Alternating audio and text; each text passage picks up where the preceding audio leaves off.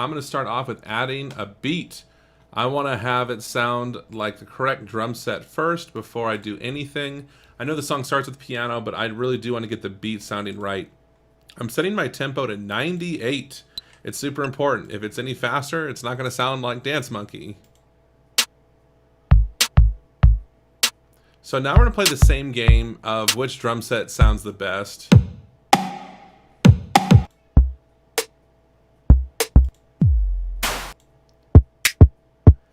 And I like this one, Swish, the most because that snap sound. That snap sound is super important because they use snaps in the song. So instead of finding a new kit that has snaps, we can just use these snaps right here. So I like it. I'm keeping it that way.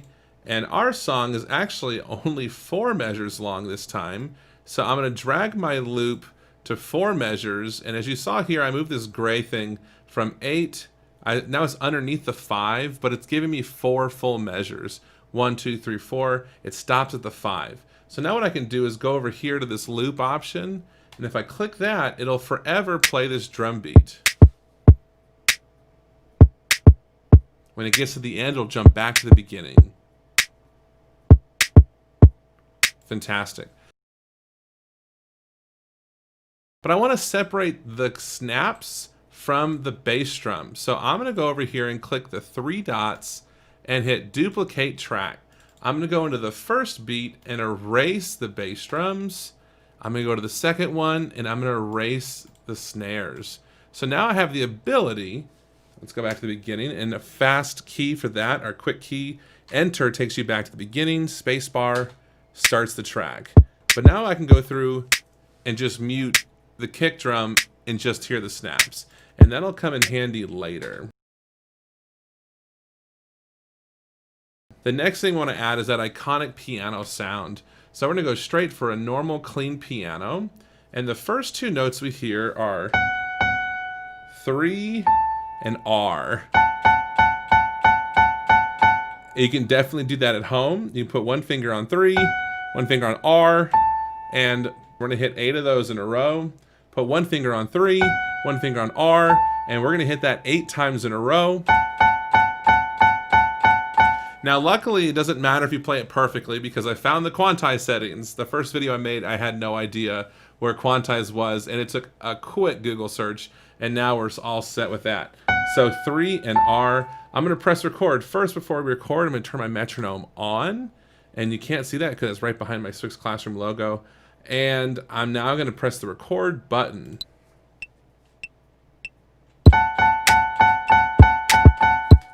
So now I should have 8 groups of 2.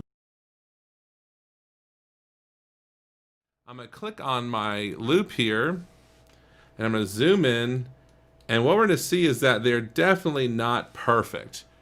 They're not even close to perfect. They're not even hitting at the same time.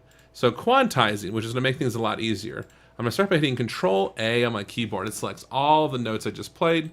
I'm going to right click and hit quantize, and then I'm going to select 1/8, which means 8th note. And they all snap right into place. So it sounds like I played it perfectly now. Perfect. Now, we know there's more notes than this, but instead of playing everything and mastering it on the keyboard, which I find difficult, I'd rather play it on a real piano. But instead, I'm going to copy and paste what we just did. So I selected all my notes, copied. I'm moving this bar to exactly where it says 2. That's where measure 2 starts. And if I hit Control V, V for Victor, all my notes show back up. I'm going to drag them until my top note says G flat. So now I should have D for dog. There we go. D for dog on bottom, and it says G flat but F sharp in my head. Let's hear the first 2.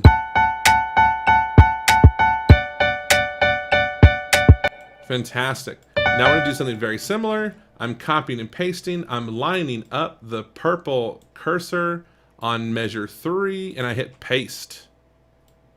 And now I'm going to slide that first line up to G sharp, which is A flat. I don't know why it's exactly the opposite of what I want. And then this one up to E. Let's hear what those 3 sound like.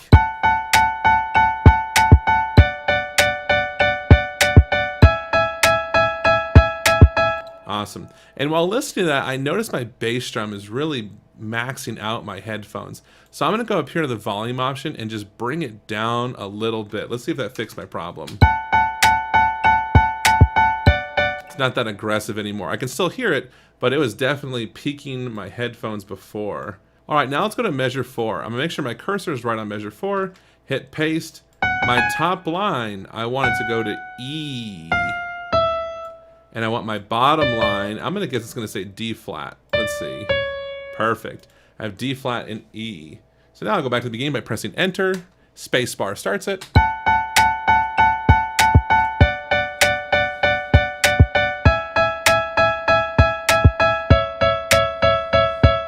going to turn down the piano just a slight because it gets a little bit annoying with all those notes in a row. All right, now I'm going to zoom out. Zoom out.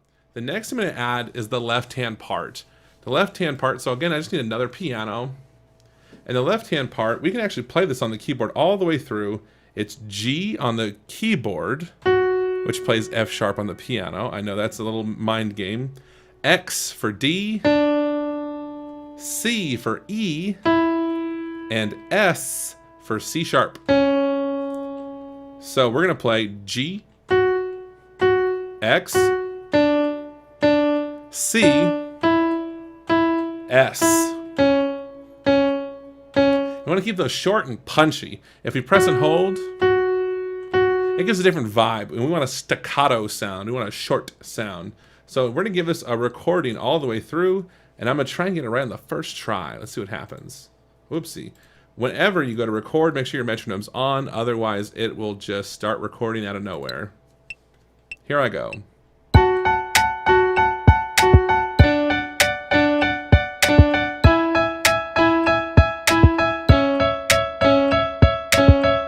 All right, so I could already hear on my try that I had, of course, some rhythmic imperfections, and nothing makes it more obvious than zooming in on your piano scroll and seeing all the mistakes you made.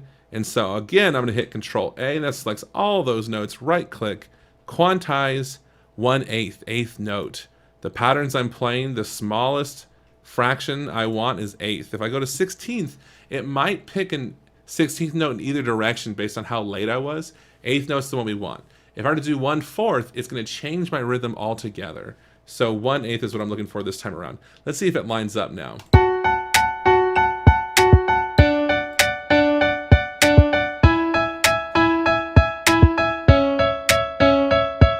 Very cool. Now, I like the rhythm, I like the sound. It's just not big enough. So what I'm going to do, I'm going to put my purple cursor back on 1. I copied all of the notes we just played. I'm going to paste them on top of themselves. And then I'm going to drag all the way down an octave lower. So my first note was F sharp or G flat, and I drag the second set down to the lower G flat or F sharp. And let's see what that sounds like. Absolutely, that gives us a little bit more punch. We like that low end. It makes it more fun. Very nice. All right, now we need bass. Now there's 2 bass lines in this song. There's the very chill, calm, boom, boom. And then there's the boo-wee-doo, boo-wee-doo, boo-wee-doo. Did that singing sound perfectly right? I think it did. So what we need to do, let's find a really calm bass. And we're going to go in our categories here to bass synth. We want it to be a synthetic bass. And let's find one that's just round and boo, that sound. Okay, I went straight to Beanie Bass, which I think would be really fun for the second bass line. So I'm going to select it, but then make a whole new track for our next bass sound. So I selected it. I'm not recording on it yet, but I'm going to make a new track. And I just liked it so much, I don't want to lose it. Because that's what I do. I just get excited about something, and then I forget what it was called. So I'm going on to the next one. Man, 2 for 2. All right, so this Brit-hop. I was call it Birth-hop. Brit-hop bass sounds nice and round, and I'm going to drag it up just because of my grouping. I'm not going to call it OCD, but I just like things to be next to each other. So just like before, when we recorded our left-hand bass line, it's the same letters: G, X, C, S. And we want to match the bass drum from before so that we have that equal boom, our thud with the notes. So we're going to record our metronomes on, and we're going to play that rhythm along with the song.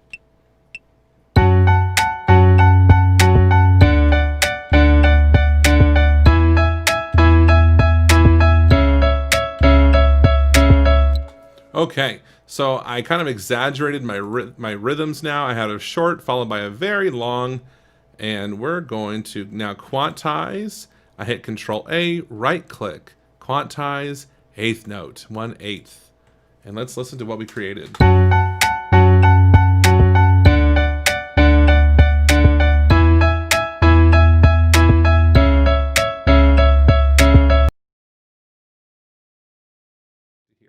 Awesome. The last thing we have to do, it's almost over. Is that crazy?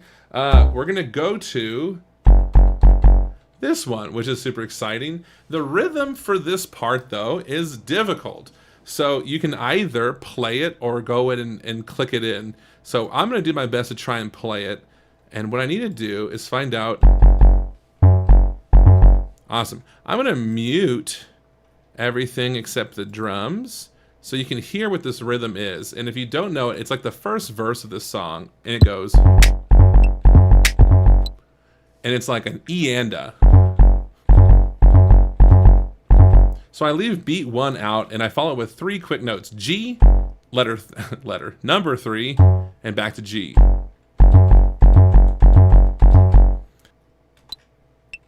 Starting with G. And the only reason I have to record 1 is because if I get the rhythm right in the first one, I can just click and copy and paste around the keyboard once I get it right. All right, let's see if I like the way it sounds. It sounds a little tense. I'm getting a little bit of rhythms. So now I'm gonna go and quantize, and I'm doing something crazy. I'm gonna go into 1/16 because this rhythm is so specific. Let's see what that sounds like. It loses some of its groove. It kind of had a swing vibe to it in the original song. 16th notes, to quantize it to 16th notes is not horrible, but you can hear there's a difference between and this. It's a feel difference, and we can talk about that for days, but instead I'm just going to copy. So if we look here, it's starting on the 3rd square. So normally I'd say take this to 2, but we're actually going to the 3rd square. So there's the 1st square, 2nd square. I'm going to put it right there and hit paste.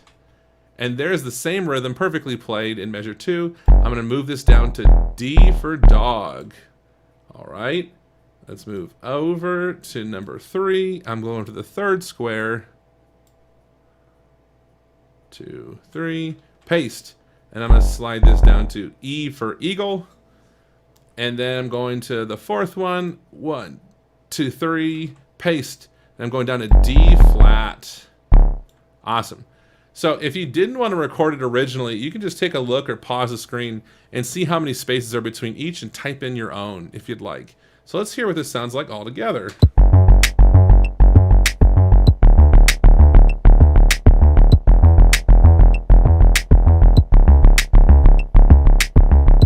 We now have everything that we need for the whole song. Now it sounds crazy. That's kind of how music works. They create different ideas and we add and subtract them as the song goes.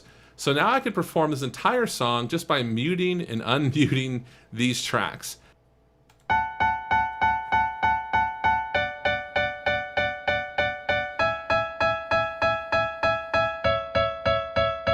They say, oh my God, I see the way you shine. Take your hand, my dear, and place them both in mine. You know you stopped me dead while I was passing by. And now I beg to see you dance just one more time. Ooh, I see you every time. And oh my, I like your style. You make me wanna cry. And now I beg to see you dance just one more time. So they say, dance for me, dance for me, dance for me.